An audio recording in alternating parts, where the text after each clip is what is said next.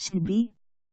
전북대학교 총장 임용 후보자 선정에 관한 규정 제15조 제1항 제9호 등위헌 확인. 2018-426 2014 헌마 274. 판시사항. 다. 총장 후보자에 지원하려는 사람에게 후보 등록 기간 중 발전기금 3천만 원을 납부하도록 하고, 지원서 접수 시 발전기금 납부 확인서를 제출하도록 한 구 전북대학교 총장 임용 후보자 선정에 관한 규정. 2013-12-31. 훈령 제1724호로 제정되고, 2014. 63.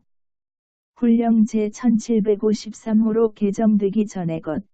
제15조 제1항 제9호, 제16조 제3호. 이하 위 두 조항을 합하여 이 사건 발전기금 조항이라 한다. 에 대한 심판 청구가 권리보호이익이 인정되는지 여부. 소급. 나. 총장 후보자에 지원하려는 사람에게 접수 시 1천만 원의 기탁금을 납부하도록 하고, 지원서 접수 시 기탁금 납입 영수증을 제출하도록 한 전북대학교 총장 임용 후보자 선정에 관한 규정. 2014.63. 훈령 제1753호로 개정된 것. 제15조 제1항 제9호. 전북대학교 총장 임용 후보자 선정에 관한 규정. 2014-8-22. 훈령 제1768호로 개정된 것. 제15조 제3항. 이하 위 두 조항을 합하여 이 사건 기탁금 조항이라 한다. 이 청구인의 공무담임권을 침해하는지 여부. 적급. 결정요지. 다. 이 사건 발전기금 조항은 총장 후보자 선정 규정이 2014. 63. 훈령 제1753호로 개정됨에 따라 삭제되었으므로 이 부분 심판 청구는 권리보호이익이 없다. 교육부는 2015. 12.15.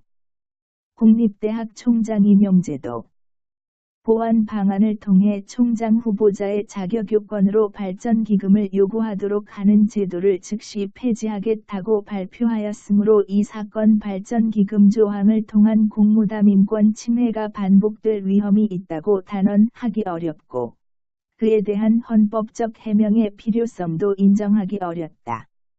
이 부분 심판 청구는 심판의 이익도 인정할 수 없다. 그렇다면 이 사건 발전기금 조항에 대한 심판 청구는 부적법하다. 나. 이 사건 기탁금 조항은 총장 후보자 지원자들의 무분별한 난립을 방지하고 그 책임성과 성실성을 확보함으로써 선거의 과열을 예방하기 위한 것이므로 목적의 정당성은 인정된다. 총장 후보자 지원자들에게 1천만 원의 기탁금을 납부하게 하는 것은 지원자가 무분별하게 총장 후보자에 지원하는 것을 예방하는 데 기여할 수 있으므로 수단의 적합성도 인정된다. 현행 총장 후보자 선정 규정에 따르면 총장 후보자는 간선제 방식에 따라 선출하고, 지원자에게 허용되는 선거운동 방법은 총장 후보자 추천위원회 이하 추천위원회라 한다.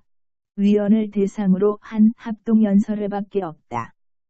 이러한 현행 간선제 방식 하에서는 지원자들의 무분별한 난립과 선거 과열 문제가 발생할 여지가 적다.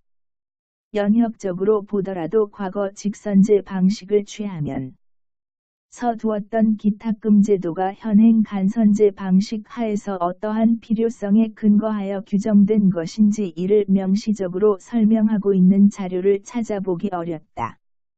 총장 후보자 지원자들이 난립하여 선거가 과열될 우려가 있다면 현행 총장 후보자 선정 규정보다 총장 후보자의 자격요건을 강화하는 등 지원자의 적격 여부를 보다 엄정하게 심사하여 지원자들의 무분별한 난립을 막을 수 있다.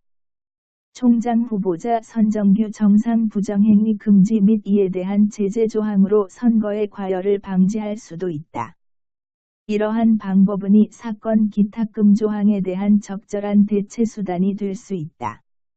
이 사건 기탁금 조항의 1,000만 원 액수는 교원 등 학내 인사뿐만 아니라 일반 국민들 입장에서도 적은 금액이 아니다.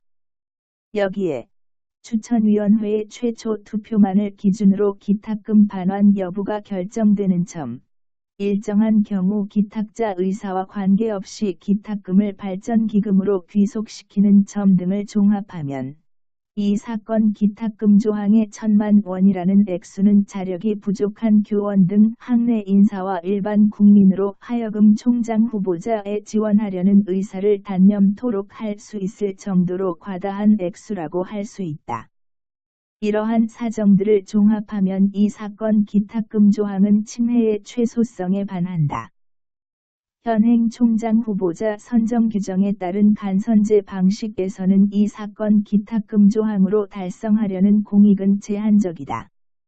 반면 이 사건 기탁금 조항으로 인하여 기탁금을 납입할 자력이 없는 교원 등 학내 인사 및 일반 국민들은 총장 후보자에 지원하는 것 자체를 단념하게 되므로 이 사건 기탁금 조항으로 제약되는 공무담임권의 정도는 결코 과소평가될 수 없다.